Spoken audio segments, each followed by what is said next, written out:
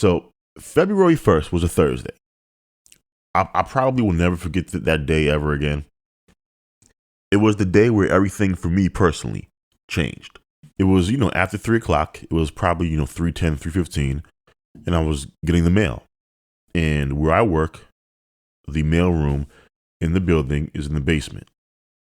So and there's like multiple elevators, and so you got to find your way to the basement. And so I found my way to the basement. Gotten the mail at least a dozen times. If not more than that, really. And as I'm walking to the mail room, I walk past a department, the radiology department. I work in a hospital, though I am not a nurse or a doctor or anything like that. Right, so I make it past the radiology department on my way to the mailroom, and I feel almost like a shock on my left side. It was like this jolt that kind of stopped me in my tracks, and I tried to gather myself. Really, I stopped. I was like, ooh, let me see if I can kind of, stop and breathe for a couple of minutes, and maybe the pain will pass. I stopped walking, and I kind of, stood there. I kind of put my hand against the wall, but nothing really made me right. But I felt like, well, I'm right enough to get to the mailroom. I'll just make my way back upstairs, sit down for a couple of minutes, and then, just sleep it off at home. Made it to the mailroom. Didn't feel right my entire time getting to the mailroom. Pick up the package. It was like one package. On my way back upstairs, I made it up a hill. There's like a little hill on your way to the mailroom. Indoors, yes, there's a hill. And I turn the corner and I'm walking, and that's when it kind of hits me. Yeah, I'm not going to make it. Like, I felt like I wasn't getting enough air. I felt like my walking was unstable. I was like, I don't know what's happening. A nurse happened to see me in the hallway, like walking, leaning against the wall. And she, like, are you okay, sir? And, normally I'll just be like, yeah, I'm fine, whatever. I told the truth. I said, no, I'm not okay. I don't think I can walk anymore. And then from there, she flagged down somebody else who brought a wheelchair. And, I sat in the wheelchair. They brought me to the emergency room, the emergency department. And in there, they called me for a possible stroke. I'm freaking out. I have no idea what's happening to me at all. I'm just like, oh man, I'm sitting in a chair. I can't really breathe all that well. What is happening? Oh, am I having a heart attack for real? And remember, this started with me kind of having this big shock, the best way I can describe it, on the left side of my body, like left leg, left arm, heart attack, really, stroke, the left side,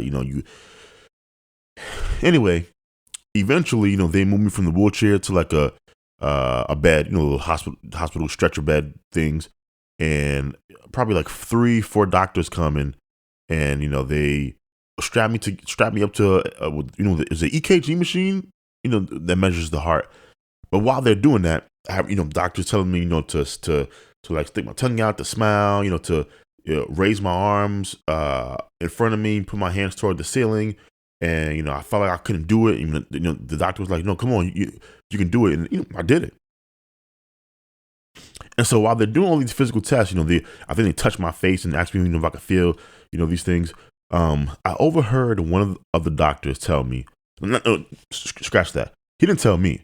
I overheard one of the doctors tell one of his fellow doctors that he would have bet money or something like that, or like he bets that what I'm having is a panic attack. Right? Never told me that, but I overheard him tell one of the other doctors that I think he's having a panic attack. And fast forward a little bit, I'm kind of there for a while because EKG came back clear, but they wanted to take an X-ray of my lungs. They wanted to do some blood work on me. Lungs X-ray came back clear. All my blood work for the most part was clear. And, after like, what was it? Maybe I think it was like 2 hours or 3 hours, because I remember, when I got discharged, I went back upstairs to my department to get my, jacket and my book bag. And it was around 6-7 o'clock at that time. And, they just said, hey, all your tests are clear. We don't really see anything that's wrong. If you feel worse, come back. That was literally it. The only advice they gave me. And, I called my father. He came to pick me up, drove me to my apartment building. I went upstairs and didn't feel right. So called my, pastor, because I am a musician. Well, you should know this by now. And told him, hey, I'm not going to be in church this week, to play. You have to find somebody else. And there was also a funeral that was coming up that Saturday. And I was like, listen, I can't play that Saturday. I hope you find somebody because, I'm not feeling right. I didn't feel good at all at home.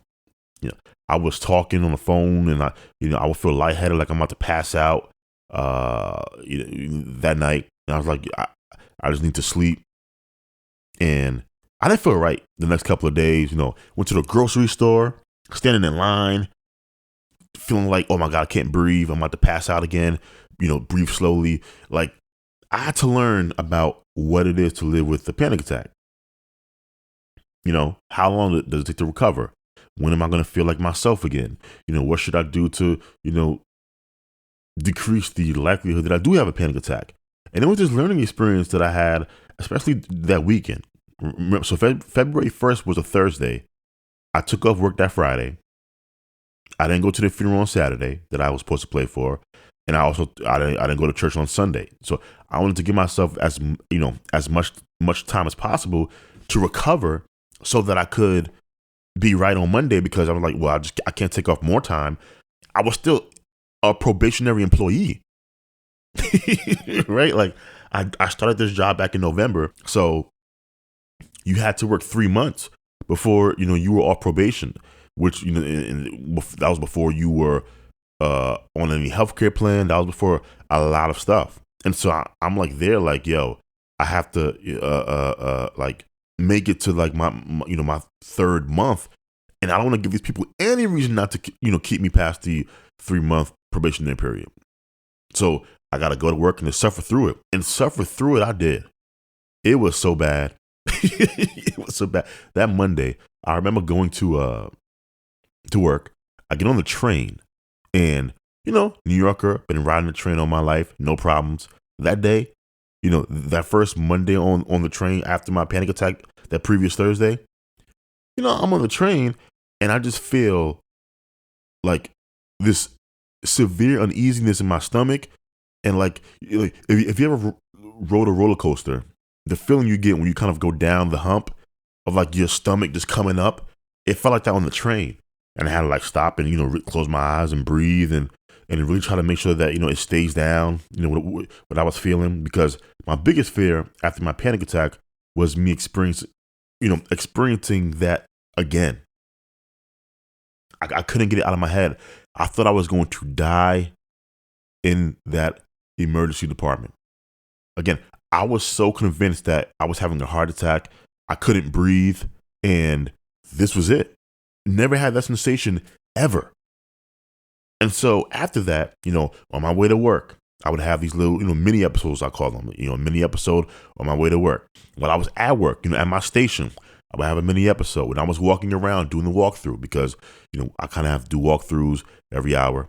Not me, but somebody from the team. And it's a really small team. So a lot of the times that kind of ended up on me doing the walkthrough around the space.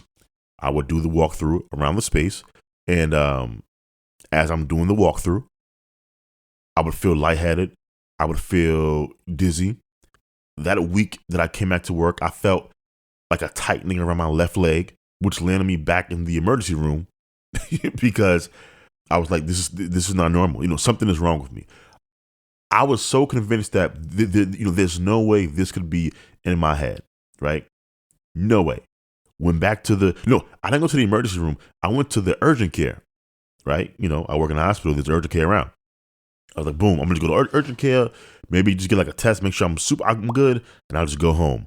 Went to urgent care, found out, we actually want to send you to the emergency room because, left leg pain like yours, we want to make sure it's not a blood clot that kind of made its way to the leg. So I had to go get an ultrasound on my left leg, and the emergency room, I went to the urgent care around 6:30, 6:40. I didn't get out of the emergency room until literally midnight. Made it back home, took an Uber from my job to my house, and I had to call out that Friday because what? I'm gonna go to work with 2 hours, 3, 4 hours of sleep? Impossible. And that was the first week after. This led me to really change some habits, and I put a lot of focus on going to bed on time, getting at least 7 hours of sleep. I cut all coffee because the week that I had a panic attack, I wasn't sleeping that well, and I was compensating by drinking a large cup of coffee every day. And some of you might drink multiple cups of coffee. I'm not a coffee guy, really. I mean, the most coffee I used to drink would be summertime, iced coffee. And that's mostly because, the way it made me feel versus I need some caffeine. This, I was drinking the coffee because I needed some caffeine, to keep me awake and everything. So I cut that out. And what else did I do? I, started, walking more, right? Even now, I don't take the bus to the train. I walk to the train. I walk to the train. I get off a little bit early to walk through Central Park sometimes, which is like a 15-20 minute walk to my job. Because I read that it helps with anxiety. And so did that. Eventually I started therapy. Now at the time I didn't have any insurance, so I wasn't, or so I thought I didn't have any insurance. I'm kind of still on my insurance that I had when I was making a lot less money. I think technically speaking, I make more money than my insurance allows because I don't really even pay like premiums. So, which I was really glad because when I got hospitalized, I was freaking out that, oh my God, I'm in this emergency room. I can't afford none of this. Like, again, I was a probationary employee. I didn't think my old insurance was active because, end of the year, I didn't really reapply for anything, but it was still active for some reason. So, thank God for that. But yeah, where was I? Oh yeah. So I was like, you know what? I should probably start therapy. If I'm having, these panic attacks, these mini episodes, this huge spike in anxiety, I need to talk to a therapist to try to help me navigate this because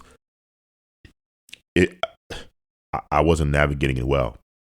And I was anxious before this. So I don't want you to think that my anxiety came from the panic attack. Like I never had anxiety before.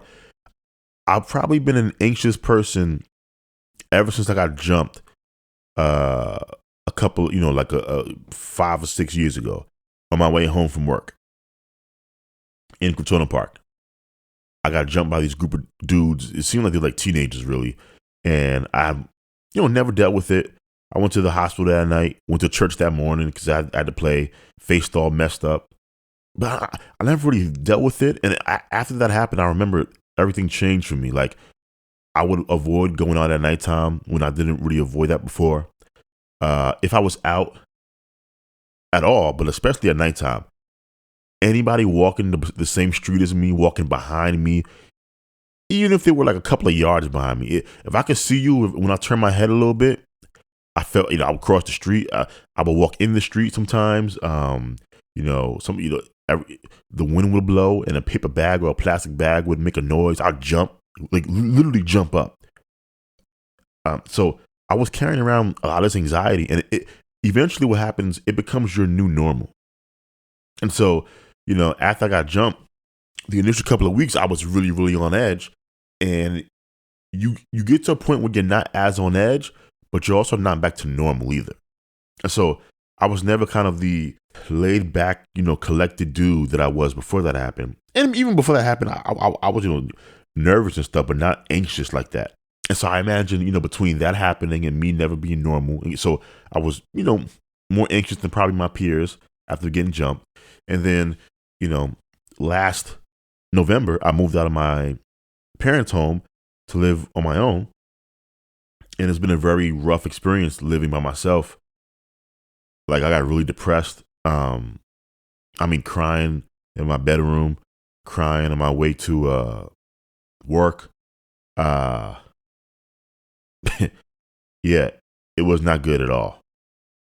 And so, and that stress. And so I imagine I kind of carry that level of stress with me.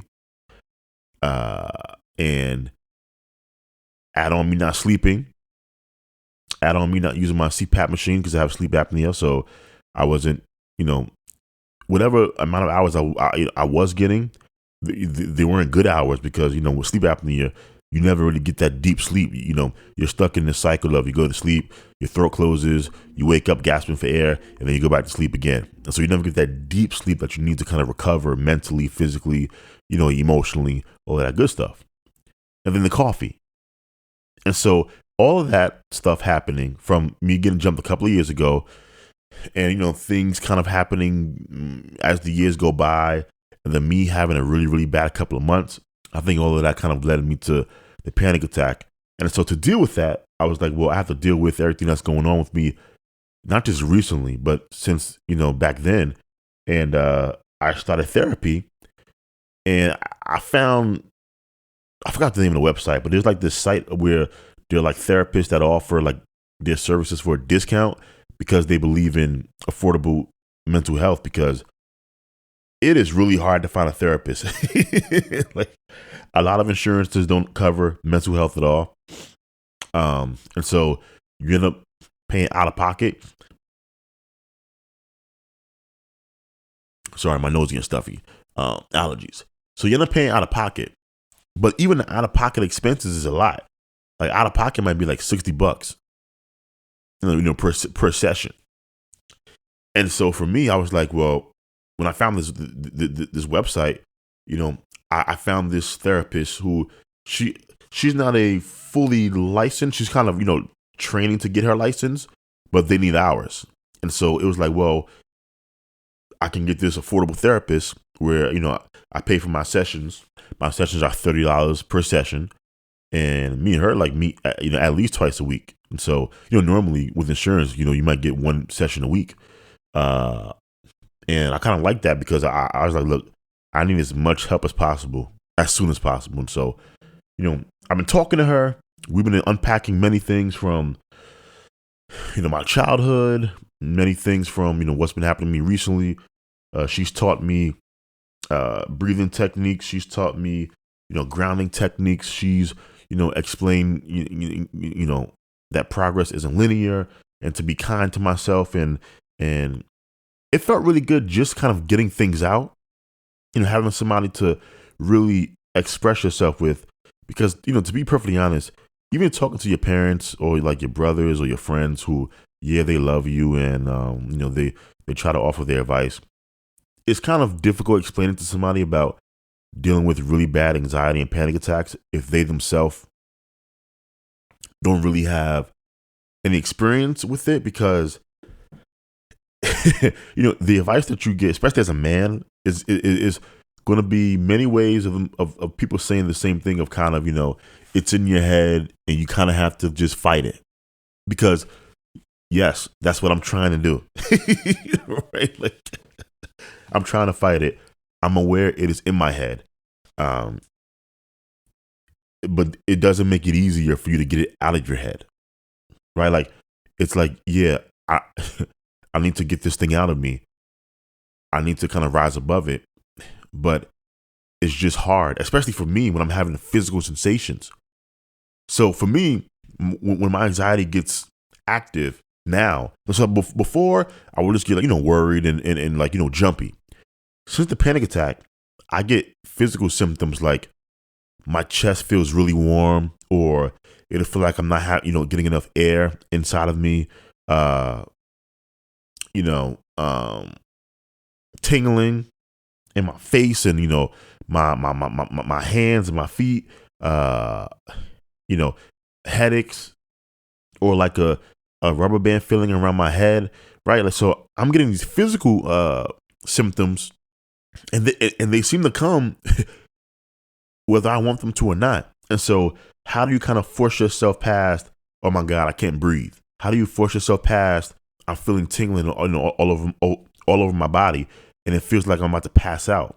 right? Like, how do you talk yourself past these things? How do you talk yourself through these things? It's not easy, right? And so, but if you're talking to somebody who has no background in it, they're not gonna like get it. They're not gonna grasp it. And so, I went to Reddit and found like an anxiety thread, and I've been in therapy, and I've been sleeping, and I've been working and trying to find different ways to look at what I'm going through, and I think I'm making small improvements. Me sitting here doing this podcast in and of itself is a sign that I'm making improvements, because I didn't feel like doing anything before. Anything. Like just feeling that tightness in the chest and not feeling like you could breathe when you're talking sometimes, and you have to, stop to take extra breaths. It just didn't make anything enjoyable. Like I didn't want to go to church. I stopped doing this podcast. Obviously, this is my first episode. The Candace Owens, before the Candace Owens episode, I didn't record a real podcast for like a month and change. So didn't feel like doing that. Doing this. Didn't feel like going to church. Didn't feel like going to work. But you got bills, so you got to go to church. I mean, you got to go to work, and I have to play for church because I'm a paid musician. To help with these bills and everything. So I kind of had to do that, but I cut out everything else that I used to do. No more going to the movie theater by myself. No more, going to other places, by myself. And it really took a toll on my, just overall, mental health, right? Even away from the anxiety, like just feeling good about yourself, feeling confident, feeling safe, right? You don't feel safe with this condition, right? If you suffer from panic attacks, not knowing, okay, where will I go? And I'll have another thing sneak up on me. No warning, can't breathe. Being in the emergency department and, running into people that you've seen in your department is embarrassing. Laid up on that stretcher. Passing out at my church, oh, that would be so embarrassing. On the train, that would be so embarrassing. Somewhere in the place that I ain't supposed to be, that would be embarrassing. All of these things would be incredibly embarrassing. And so you kind of just retreat where you become so insular and so introverted. And I was already somebody who was naturally introverted, and kind of internal person. You don't want to do anything that you don't have to do because you want to avoid the possibility of having some type of episode anywhere else. But the crazy part is, though, by you doing that and by you viewing the world through that lens, you actually increase the general anxiety you feel, but you also almost certainly increase the likelihood that you will have some type of panic attack because you're obsessing over not having a panic attack. And so it's this vicious cycle that you end up in. And I found myself in. And I'm still in right now. But I'm at a point where I do think I'm kind of getting stronger. I'm getting better. I'm having days where I feel pretty good. Like even today, I felt pretty good for the most part. Now, I am doing things differently in my life. And so I kind of do wonder. And this is outside of the habit changes, like, going to bed on time and, using my CPAP machine and going walking. Like just activities I used to engage with. I've kind of cut those out. And so I'm wondering if, could I engage in, these activities again, or should I? Like, were these activities that I was conflicted about before, were they contributing to my anxiety, which I believe that they were contributing to my anxiety. And again, the panic attack that I had, I think was kind of me having all of these levels of stress and anxiety compounding over, years really. So that's where I've been.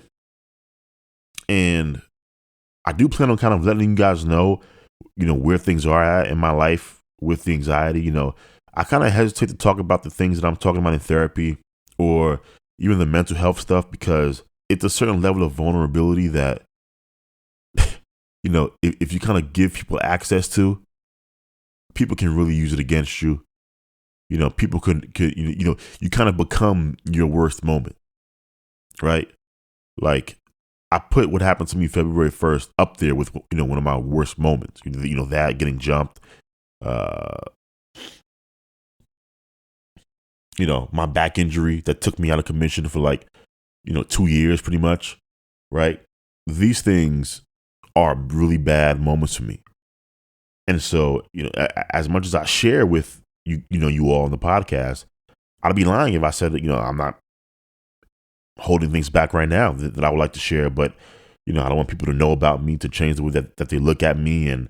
But I'm the shame is probably what's keeping me so shackled to begin with. So who knows when or if I will ever, reveal these things. But this is where I've been. And I felt like telling my story could have potentially helped one of you or some of you if you are going through the same thing.